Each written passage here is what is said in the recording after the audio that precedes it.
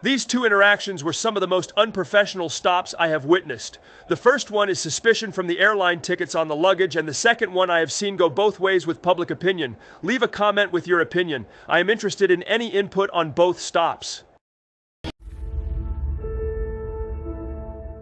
Speaking of times when evil cops forget their body camera is on, let's talk about a case where an officer pulled over two people claiming a dog had detected something suspicious. But the truth? The dog was only brought in after the drivers refused a search. In other words, they tried to bypass the right to privacy by using the canine unit as an excuse to search without a warrant, and from that moment on, everything went downhill.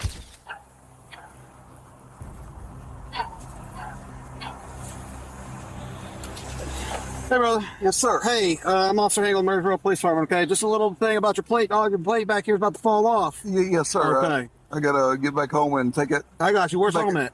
Texas. Texas? Yeah, okay. What brings you up this way? This is my parents in McMinnville. Oh, Yeah. okay. I got you. All right, then. You got your ID on you? Yes, sir.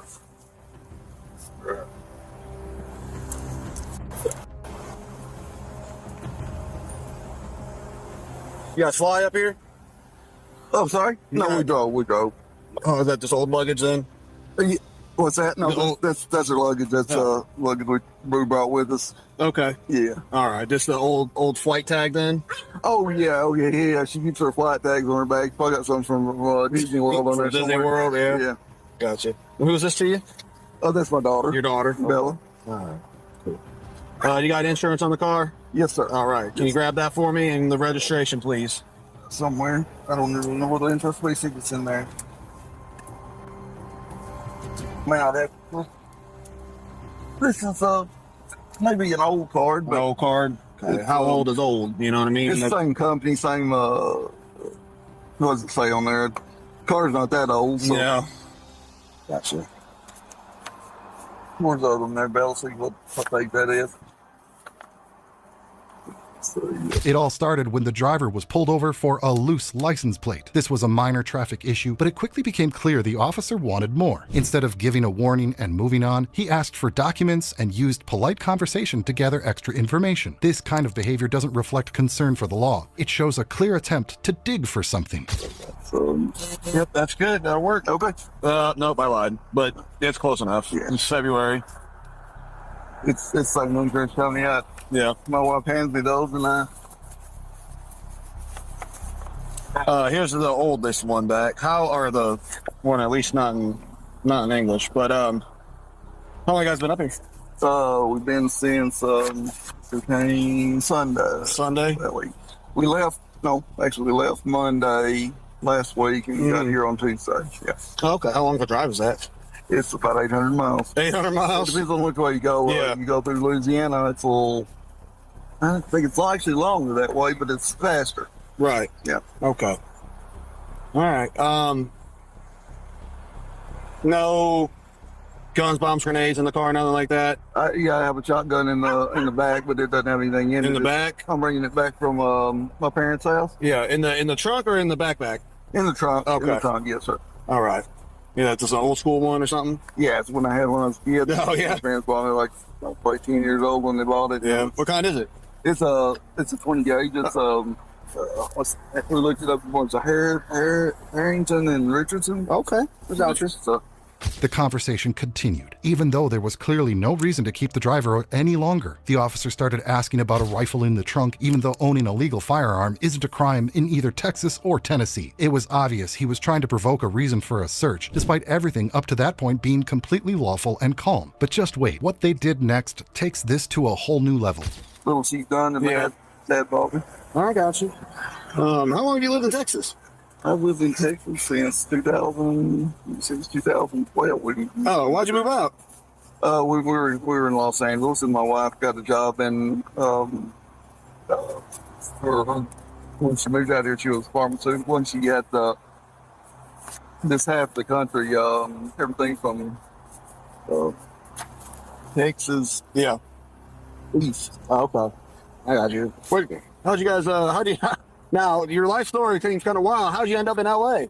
I met my wife on a cruise Oh, yeah? in 2006. Oh, nice. Went on a cruise April 2006, and we Was it a booze cruise and just kind of It was a single screw. Yeah. Single screw. We went and talked on the phone, and The driver spoke openly and honest, even sharing personal details about his wedding and moving plans. But instead of realizing he was dealing with a regular family visiting relatives, the officer kept questioning him with no real cause. This part clearly showed how some cops use friendly conversation as a hidden form of interrogation and surveillance, just hoping to find something to use against you. been married in 2007. I got you. All right, man. May of 2007. Nah, man. Hey, look. Most I'm gonna do is gonna write you out a warning ticket. Okay, it's not a no court date, no court fines or nothing like that. Okay, my intention's not out here to write out tickets, man, but to make people aware what's going on. All right. Yes, sir. All right.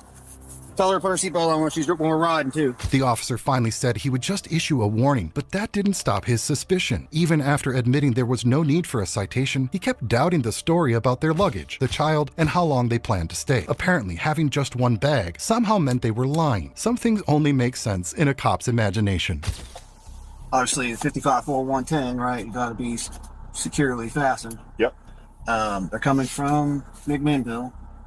Drove here from Texas. They've got luggage with flight tags on it in the back, and that they brought only one little suitcase with them to be there for a week at his parents' house. Interesting. And now they're going to go driving back, but not today. And they're coming out from Murfreesboro for something. You didn't say what, huh? So, and his quote unquote daughter in the passenger seat was the whole time I was behind her, like got up in her seat to look around and look behind us. And so The officer noticed a blanket, a pillow, and some mess in the car and used that as yet another reason for suspicion, as if everyday life automatically points to crime. Even worse, he commented on the child's appearance, subtly suggesting she might not be the man's daughter based purely on race or ethnicity. Honestly, how this man stayed calm is beyond understanding. and his wife's name is Tina. And unless that daughter is adopted or Tina is Hispanic, that girl in there looks really Hispanic. Running her around. Maybe. I don't know. So and he's just like all over the place, giving out a bunch of information. Says he's got a shotgun in the trunk.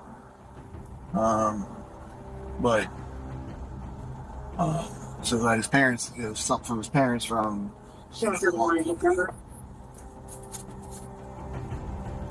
A little bit of nervousness there. With him. Nothing in plain view. It's the No, car pretty clean. and I mean the car's got like junk in it, like New pending it's got like incident. a pillow. It looks like it's got like a blanket. But what's throwing me off is that I asked him about flying up here, and he goes no. And then I was like, okay, then what's up with the tags with the luggage on it, or the luggage with the tags on it? He goes, oh yeah, that's our luggage that we brought up here with us. Now, if you go up there and look, you can see that it's just one little suitcase for two people. Now, he might have something in the trunk, but I was like, oh, okay, whatever, blah, blah, blah. So, she might have something on it, so it says from Disney World.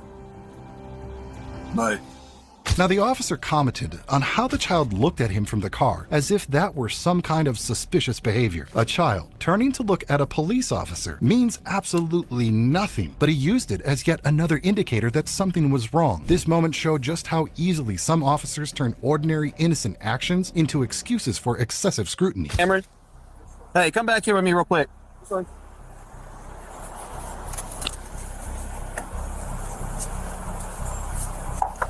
Hey, how old? Yes, sir. How old's your daughter? 14. 14. Okay. Hey, how old? Yes, sir. How old's your daughter?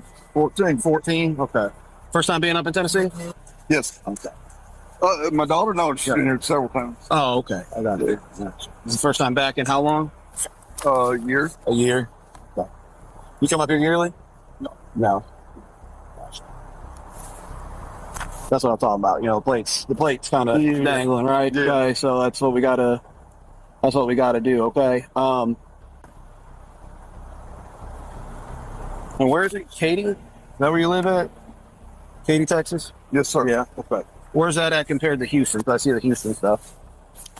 The officer kept going with trivial conversation about Mr. Cameron's place of stay and his license plate, completely ignoring that this was a harmless issue. Instead of wrapping it up with a warning, he used the chat as a tool to collect more information, hoping to twist it into justification for a deeper search. Apparently, small talk isn't just small when a cop wants something bigger. On the car, like, is that far from Houston, or is that? No.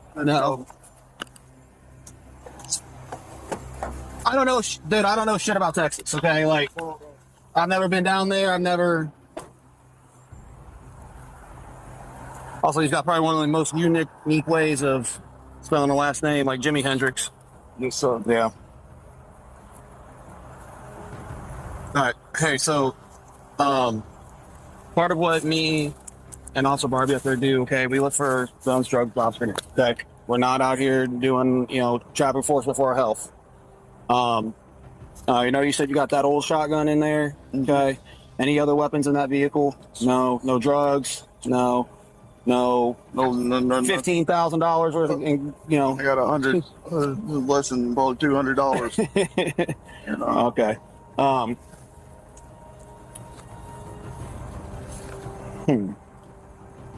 No problem. You ever been in trouble before? Recently? No. No probation, parole?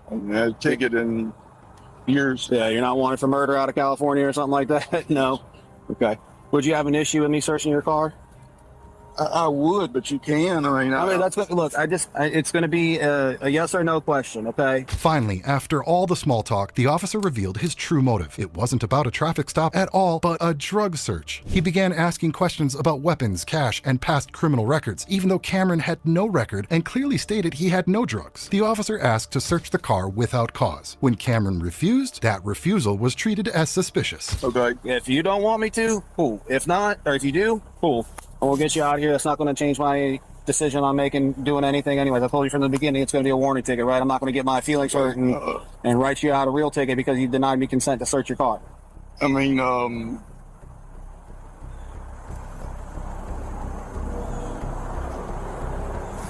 I don't see there's a good reason to, so I would say if you tell me you got a reason to, or a valid reason, I'll say yes, but otherwise no. Okay, look, all I'm saying is it's just me and him work together a while. We work this area all the time. We work off of John Bragg. We know what comes out of out that way, right? There's a lot of meth and stuff. Because I'm from out of town. No, it's not having to do anything with that. Okay, I mean that adds to my little bit of like suspicions and stuff. Yes, but like, I've got a whole checklist of things that I look for. Okay, that just happened to be the violation. Okay. Yeah. You want me to tell you how that happened? Yeah, tell me how that happened. I'll tell you exactly how that happened.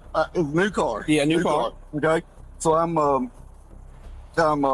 putting the thing back in. I don't know what was wrong with the screw. I don't know if it's something in the manufacturing or what. It just broke off. Yeah. It looks like it got sheared off, and like maybe it got wasn't rusty. sheared. No, it just sheared. It just broke off when I was putting it with a electric drill, and it just popped off. Mr. Cameron calmly refused the search and clearly stated there was no reason for suspicion. That's when the officer admitted his concerns were based on a gut feeling and stereotypes of out-of-state vehicles. Being from Texas and having one bag doesn't mean you're smuggling drugs. Yet, listen closely. While the officer sounded like he was offering a choice, he had already decided the outcome. I got to cut costs somewhere, you know what I mean? So I probably don't use the best. Yeah, it was, I got, at home I got some drills I can bore it back out with, but it wasn't dropping down for a long time, but by the time I got on the road to come here, I'm like, that thing's dropping down, but I don't have the tools. Well, no, I got you. Mom and Dad didn't have something to poke it up there with? No, I'm afraid I'm gonna start with a small bit. Yeah. And loosen it first, so I can just kind of go up, size it up a little bit. Okay. I got you. So I can break it off in there. All right. Yeah. Hey, look, okay. Well, so like I said, man, it's not gonna change my mind about whether to write you a warning ticket or not. Okay, I'm not a big ticket writer. I don't want to write you a ticket that you're not going to show up for, right? If you got to go back to Texas. Yes, sir. You know what I mean? It'll be something that you could pay over the phone, but I feel like you've got a long drive ahead of you and $160 city tickets you got to worry about back here in Murfreesboro. It's not something you should be worried about. Yeah. When are you going back? I'm headed back right now. You're heading back right now? Back right now. We all right. What time you just gonna Hopefully beat all the traffic and everything. Oh, we're gonna stop at Little Rock. If it was just me by myself, I would drive all the way. But The officer kept insisting he had no intention of writing a ticket, yet he continued to hold Cameron in place, kept questioning him, and was clearly considering an unauthorized search of the trunk. It all came down to one thing. There was no legitimate reason for the detention, and yet the man wasn't free to leave. Does the officer even realize this is illegal, or does he just not care? What's that? I'm sorry. I said if it were just me by myself, I'd drive all the way. yeah. But we're gonna stop at Little Rock. Because All right, man. Well, hey, do me a favor, okay? Because I don't know. Like you say, you don't got no more guns, but I don't know. Or we're just gonna. I'll pop the trunk for you. No, let's not do that, okay? Just hang out right here. I'm gonna get you started on that warning ticket, okay? Okay. What was your suspicion based on? What was your suspicion made based on? Did you search my car? Well, the dog hit on the car. We could probably hit on. I mean, the reason you called the dog when I told you couldn't search. Oh, because here's the deal. So we have that right to do that, right? We have that. At this point, the police finally called in the canine unit. The dog alerted on the vehicle, but we know Cameron uses legally prescribed medication containing amphetamines. Instead of recognizing that as a valid explanation, the officers exploited the dog's reaction as a convenient excuse to search the car, something they'd clearly been aiming for from the very start. And just like that, their fishing expedition turned into a full-blown invasion. I have reasonable articulable suspicion, and I have that right from and it might have just been the fact that she was mistaken. But we had from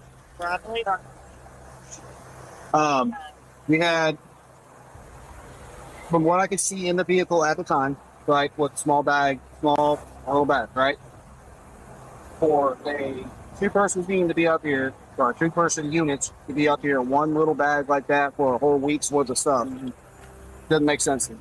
But when we see trafficking, when we see drug trafficking here, okay, that's typically the MO. They'll fly up here, you get a car, you rent a car.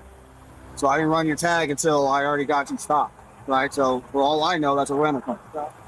What they'll do is they'll fly up here, they'll rent a car, and then drive it back to their home place, right? Okay, and they'll use kids too. They will, I'm just traveling with my... The officer began elaborating on the so-called suspicious patterns: one bag, a short visit, and traveling with a child. He used these as supposed signs of drug trafficking, which was absurd. His imagination projected a smuggling scenario with zero evidence to support it. Claiming the child might be used as cover became just another biased cliche. And with that, the line between police work and wild speculation completely vanished. Daughter or son, or my cousin, or my nephew, or whatever, we're taking them back home. Okay? We see that a lot. Okay? We have all those, okay? And then you're telling me when you got in and when, that you're going home, right? You got in Sunday. Like I said, that you were this week, right? So I'm thinking, yes. And now you're going home? There's my flags up a little bit. I got you Monday. Yeah. And then you said, oh, we left Monday and got in Tuesday. Okay, so the fact that you might have misspoke makes me think that your story isn't, cohesive with everybody else going on. Okay, well, look, I get you. I got it. I got it. Man. I got it. Okay? You asked for my suspicions. That was my suspicions. Okay, and based off my training and experience and the stuff that I have seen and done here at this police department, a lot of it fits them all. Okay, it's nothing. Right? I'm making sure that there's nothing. Okay. That's my whole thing. That's my whole reason why I'm on a specialized unit. That's why I have a stripe, is because I, taught myself pretty well, and now they trust me to teach other people. I have enough skill set to realize that something's not right. Okay, and all we need for the United States Supreme Court is reasonable suspicion. Right. So I understand all that, and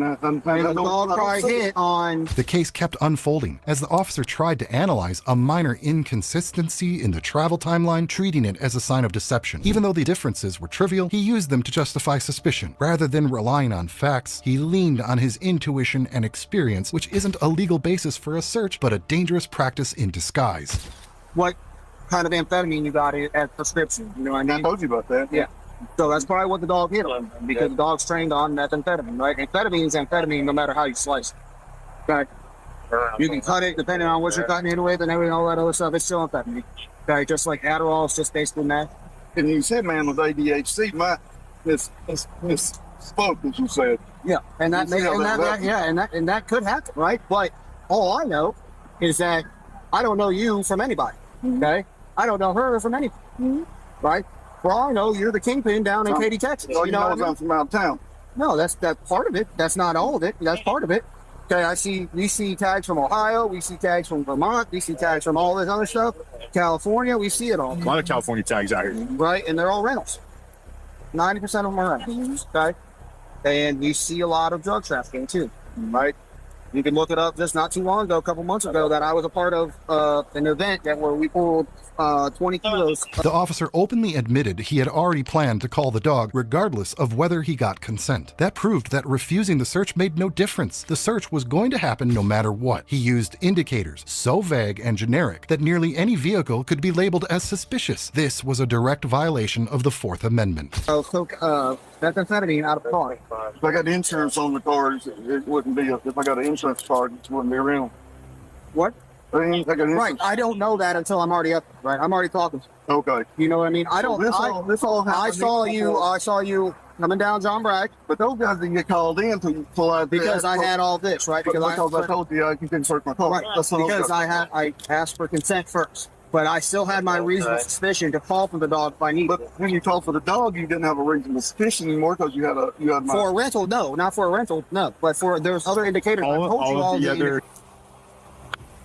In the end, even though the search was carried out and nothing illegal was found, Mr. Cameron had already been subjected to arbitrary detention, baseless suspicion, and an unconstitutional search. The police faced no consequences, while an ordinary citizen paid the price for their paranoia and racial bias. Have you ever dealt with cops who thought they were above the law? Let us know in those comments below. And we're moving on to the next, even wilder case. This time, an officer pulled over a woman for allegedly illegal window tint. She wasn't refusing to cooperate. She simply asked him to write the ticket instead of testing the tint, which was her right. But instead of respecting that, the officer immediately took a threatening tone and created unnecessary tension all over a piece of glass. And believe it or not, this glass-thin excuse for control was just the beginning.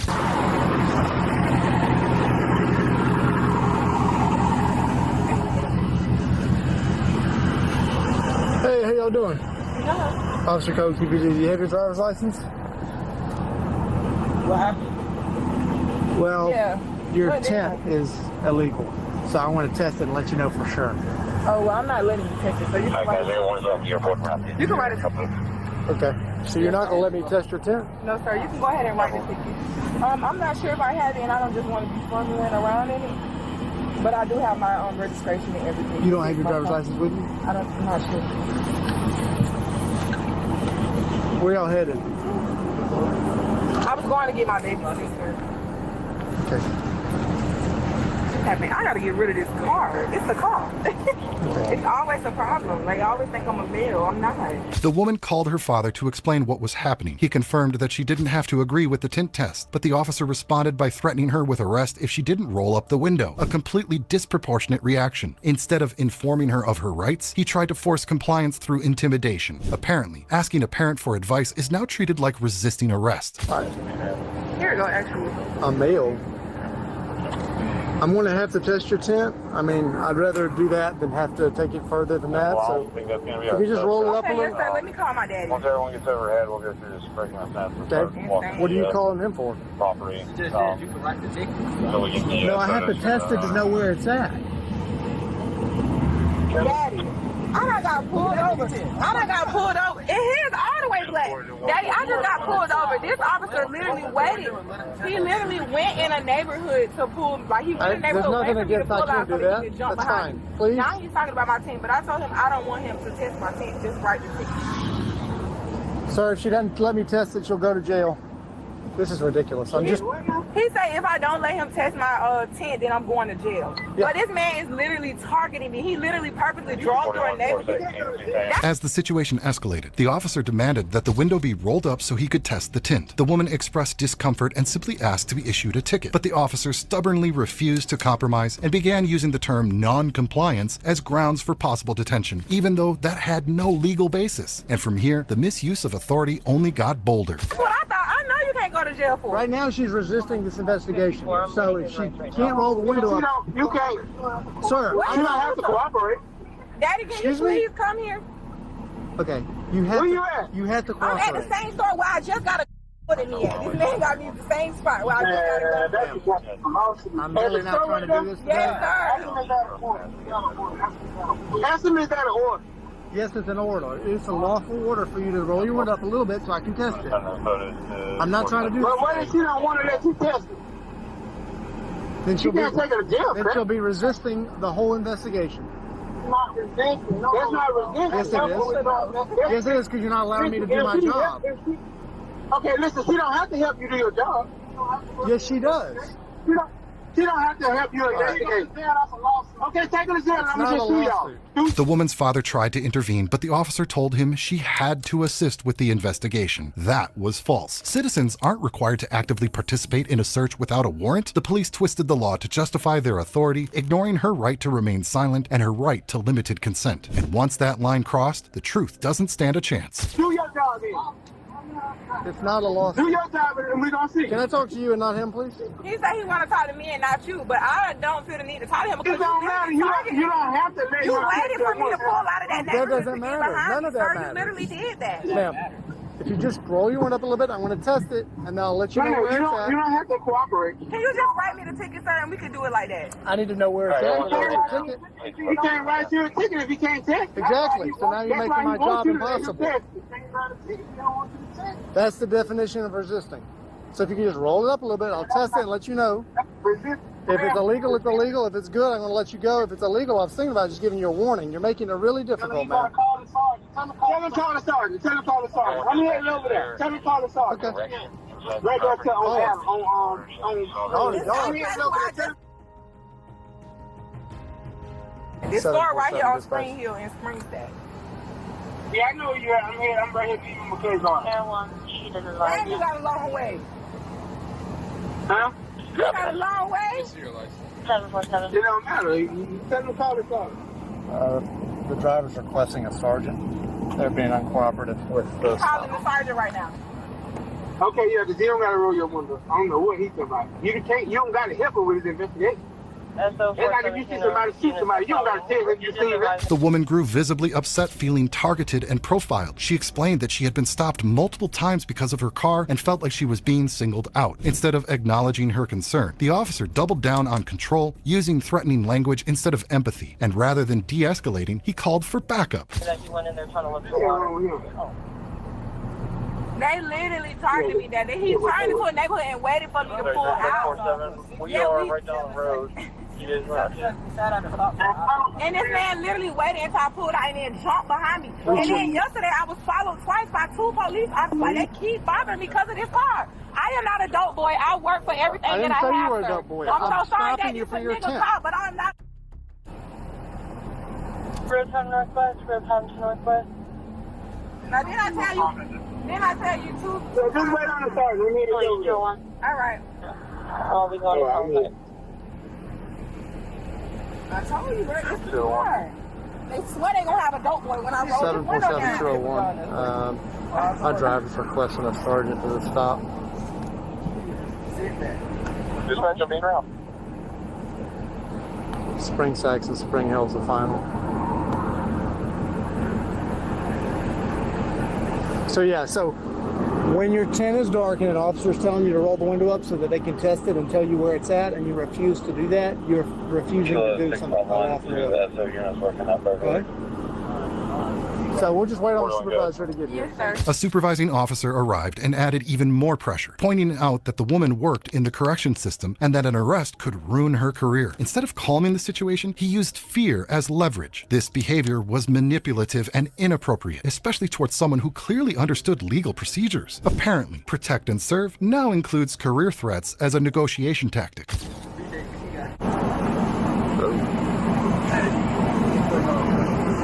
So we'll walk in there together. Done? So I stopped this vehicle for tent violation. Okay. You want to use my... Any unit working a special event at Southwood Rec Center to Southeast. Any unit working special event at Southwood Rec Center to She Southeast. wants to speak to a sergeant. I defer to that. I want you to talk to her, explain the situation, but All right. Can't really get I some told her police that car right doesn't there. have any involvement. Okay, ma'am. I see you're a correction officer. If you get arrested, I'm pretty sure you won't be anymore. So here's the thing. For window tent, you have to roll the window up. It's a lawful command. If you fail to bail off command, you'll be arrested. Can you be in the officer, then I need to pull my window up. Well, no, as a citizen, you need to do that. I'm just saying you have a significantly more powerful consequence of getting arrested. And so we now he said I got caught. I understand. Most people don't. That's why I called him out here, because I know that that's... Why would they tint windows too dark if they know you? Why would they sell you the car and they know the windows you could get arrested? It's arrested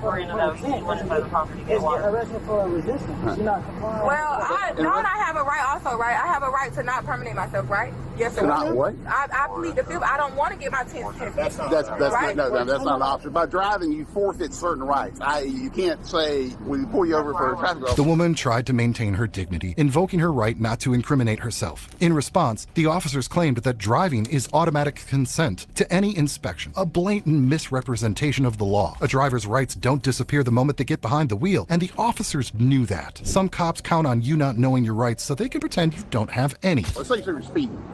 You can't say, I'm not giving you a driver's license. Because once you drive, you basically have implied consent that I agree to the rules. But he got the driver's license. He didn't say nothing about the driver's license. That's not even the same thing. It's the same thing. It's a traffic violation. Well, Tina, they just want to test you. That's not possible. They just want to test your tent, baby. Just let them test it. Worst case scenario, and the then deal tent. with it later. Yeah, the tent's a ticket. That's the worst. Yeah, you don't want a ticket. You don't get arrested for that. Because you already... However, failure to bail lawful command is a chargeable offense in the state of Florida. Yeah, he's going to give you a warning, so just let him test it, Tina. No, we're not doing a warning now. What is it? Now, if it is a violation, then it's a ticket. But if it's not a violation, then it's not. But then with We cannot sit here all day and wait. But then with the ticket, you can... You're taking go to court. Yes, absolutely. But Tina, let them go ahead and test it. So you'll know what you're dealing with. You can always fight it, you know. Yep. But you probably have to get a lawyer. Yeah, you want to go ahead and let him test it? Huh? All right. Ma'am, I've explained the situation. The situation reached a boiling point. The supervisor threatened arrest if the woman didn't roll up her windows within 30 seconds. A countdown to handcuffs over window tint was both absurd and unprofessional. What should have been a simple, reasonable interaction became a display of brute authority. Under pressure, and despite desperate pleas from those around her, the woman still refused to roll up the window. Quite clearly, I've explained that this is a lawful command. I explained that failing to be a lawful command will lead to your arrest. So, one more time, are you going to roll the window up so you can test it, or are you going to get arrested? Yes, I am. Tina, who are you talking to? I'm her grandmother. Okay. But I'm just saying, who are you talking to? Who are you asking? Ma'am, I will give you 30 seconds to make her either get arrested or make a decision. Tina, who are you talking? 25 seconds. 20 seconds. Roll your window up and let me do that job. Listen, 15 seconds. It's not the point. don't do all. Listen, don't ruin your career over. 10 seconds. Tina, really? Please don't do that. Roll your window up and let him test it. Listen, 5 seconds. Okay, go get it. Go get it. Go get what? Go get it. He has it right here. Roll your window. All right. You have to roll the window up, man. Roll your window. I got it. You roll it up, I want to test it. All right. Roll it up. Time's up. I want to test it if you roll it up. I'm gonna roll it up. Roll it up, Brian. Roll it up. Okay. Last chance. Roll it up. Roll it up and go to jail. Halfway up. Take her to jail. All right. We're done with this. You're under arrest. Yes, sir. This is Sergeant Rudd, Tallahassee Police Department. We just arrested one of your correctional officers. The police immediately arrested her for nonviolent resistance. The absurdity lies in the fact that the original reason for the stop, window tint, ultimately became an excuse for an arrest without any real offense. They informed her supervisor that she had been taken into custody even though she had done nothing violent. The officers claimed that they had tried everything, despite knowingly ignoring the simplest option, using a standard citation. Sergeant Rudd? Yes, sir. RUDD. Okay.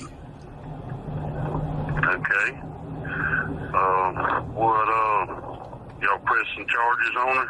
Yeah, it's she's getting arrested for resisting without violence. All right. Sir, is there anything else you wish to share with me?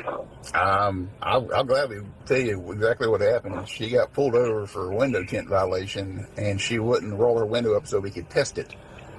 And after 25 minutes of trying to convince her that just roll the window up so we can test it and you can be on your way with, at worst, a ticket, she refused to comply. At that point, we gave her the option, like, all right, you can either roll the window up and let us test it, or we can arrest you and then roll the window up and test it. And she went with she didn't want to roll the window up, so we arrested her. And we tested the window, and it wasn't legal tint, but so she's getting a ticket and charged with resisting arrest. Alrighty, she's having a bad day, ain't she? She is, and the worst part is she's still wearing her uniform. So I'm assuming she didn't go into work. No, sir, she did not. Okay, yeah, she was still in her uniform, which is why I begged her and explained to her, like, if you get arrested, it's probably going to not be good for your career. And In the end, the supervising officer admitted the woman was in uniform and that this would likely destroy her career. This is exactly what happens when evil cops forget their body cameras on. But this time, the footage made its way to social media, and let's just say, the officer became a perfect example of how not to behave in a position of power. If you think this case was bad, wait until you see what's coming next. Don't look away, because our next video dives into a situation even more outrageous than this one.